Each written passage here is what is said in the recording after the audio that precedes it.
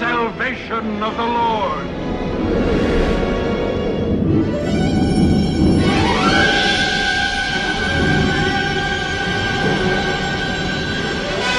The pillar of fire, it is the grace of God.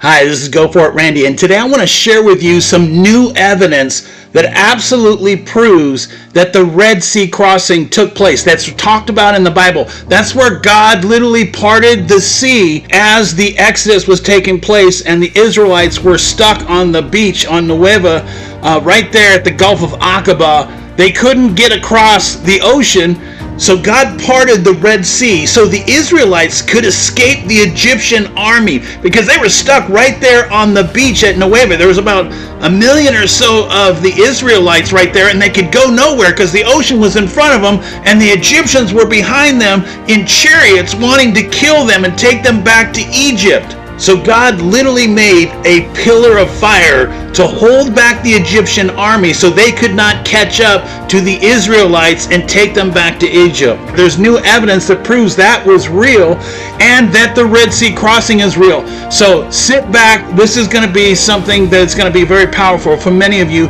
who don't know the truth, that the Bible is full of reality, real stories about real events that took place in history.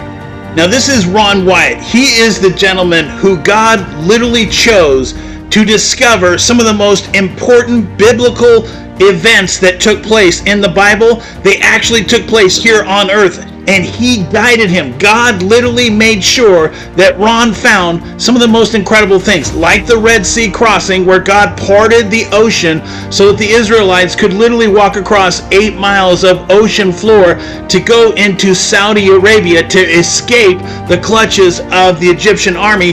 God also guided Ron to the Ark of the Covenant, the throne of God. God also sent Ron Wyatt, literally guided him to where Noah's Ark was located. He also found Mount Sinai, which God guided him to Mount Sinai, and all of these very important locations that are talked about in the actual Bible. These are real places like Sodom and Gomorrah.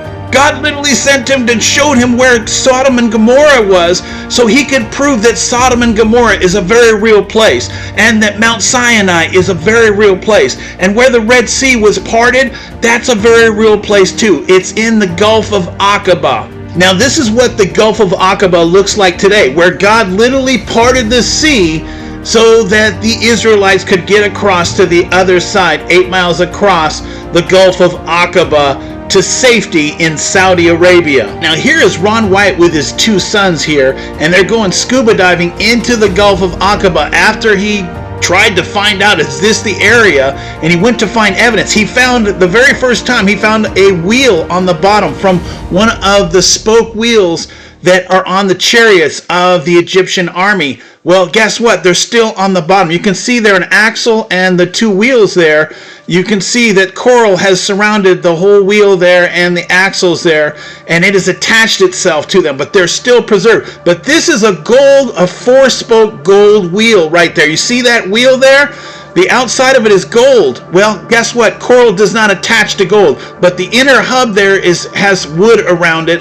The coral attached to the hub around where the hub is there. But that is absolute evidence that the Egyptian army crossed right in this location where Ron Wyatt was guided to go and look and see if this could be the place where the Red Sea crossing took place. So this is absolute proof that this is the location. They have the artifacts. They have all of this stuff right there on the bottom of the seafloor. Now here's where the Israelites traveled through the canyons. The Wadi Watir is what they call these canyons. And you can see there's the Gulf of Aqaba where those red dots are. That's where they should have gone, was around the Gulf of Aqaba. But they turned south, right there where that outcropping is, right here. That is where they ended up, on the beach, with literally nowhere to go but across the ocean. Well, how are you going to get 1 million people to cross an ocean that's literally as much as 1,000 feet or more deep?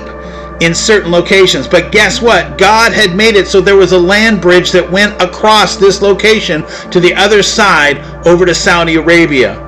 So you see where all of this sand was collecting right there on the beach? Well, that sand went into the Gulf of Aqaba there, and it literally accumulated over thousands of years all the way across to the other side over to Saudi Arabia. So it actually formed a rock bridge, a formation that was about 160 feet below sea level. So it's still way down underneath the water.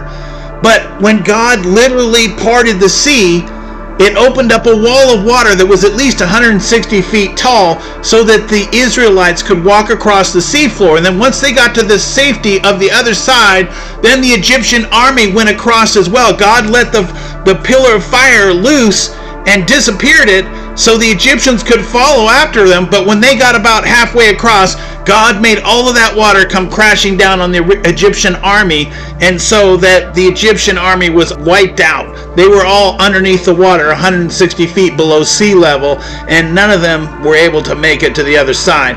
So now it's time to share with you the newest evidence that I believe proves that the Red Sea crossing is just absolutely 100% real.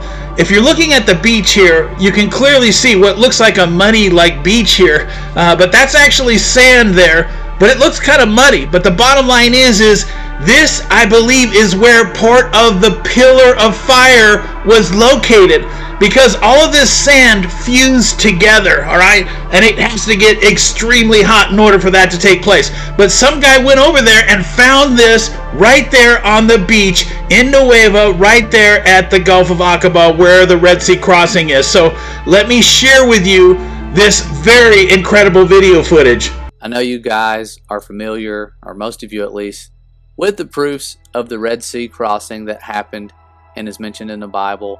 The chariot wheels, the horse hoofs, the coral-encrusted human bones, all of these things, the artifacts that are there at the bottom of the Red Sea, just like they should be, and at the age they should be as well.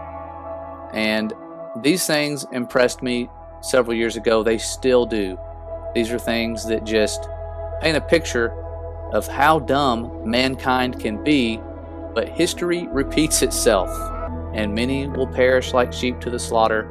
But I came across some evidence of this that goes in addition with what you've already seen. But this pillar of fire was something that I didn't realize we had proof of. The artifacts are one thing, but I found this video, and it's kind of gone viral. It has over 1 million views, almost 1.5 million, of where this pillar of fire touched the ground. And if you're familiar with what happens when sand is superheated, it becomes like glass.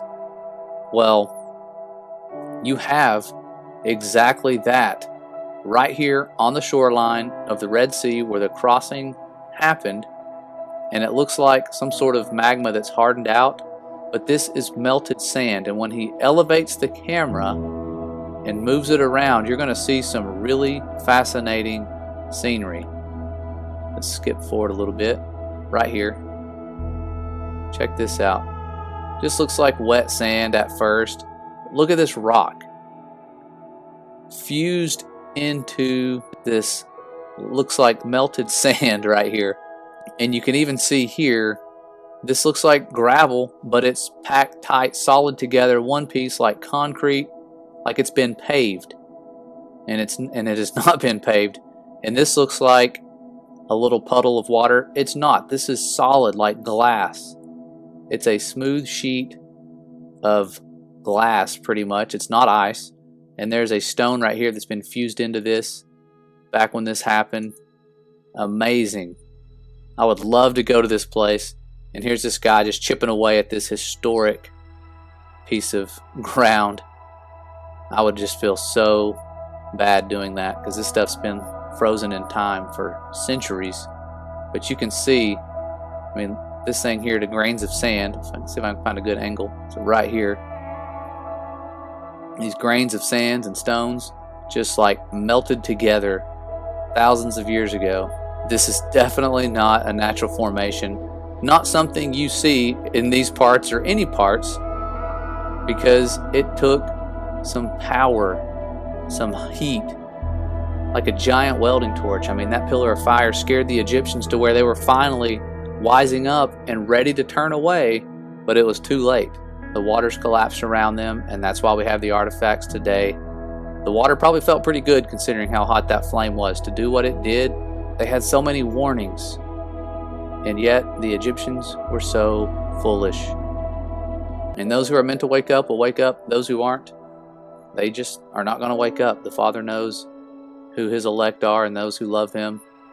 And so, seek truth.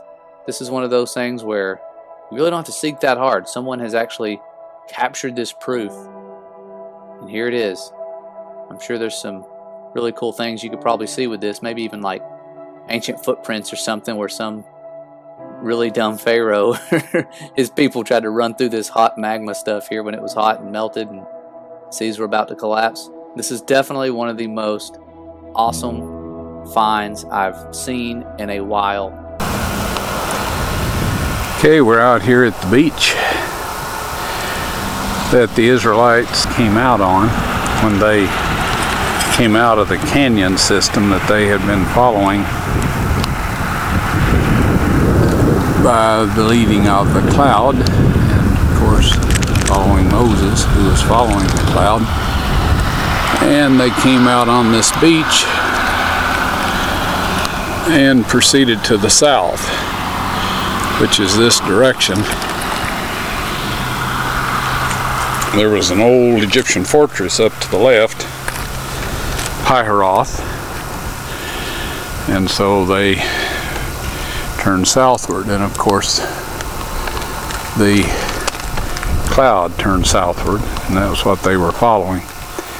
Now the canyon, or wadi, as they're referred to in this part of the world, extends back through the mountains here and is never less than about 75 feet in width.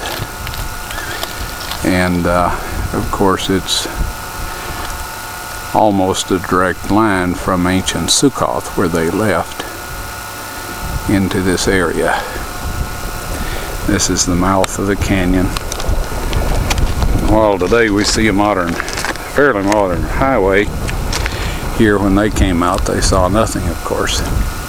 One can only imagine what it must have been like to actually have been there, right on the beach in Nueva there, right in the Gulf of Aqaba, thousands of years ago, when you had the Egyptian army chasing after you, trying to bring you back into Egypt, knowing full well if they catch you, you're done, that you're going back into captivity, and seeing all of the supernatural miracles that God performed with the pillar of fire, and then all the parting of the ocean there, where the parting of the Red Sea took place. That must have been absolutely mind-blowing for anyone to see up close and personal. So I hope a lot of you got some enjoyment out of this. I hope you got some real good information. This is absolutely, I believe, the exact thing that took place back in the time of Moses when the Red Sea crossing took place.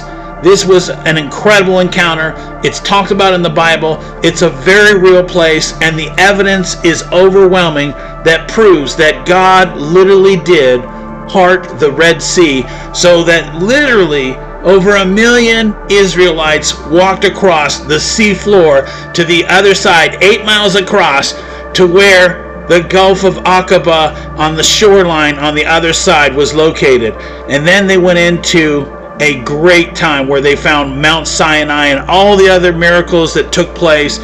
It was an amazing time. I wish I could have been there to see it. God bless every one of you. We'll see you on the next video.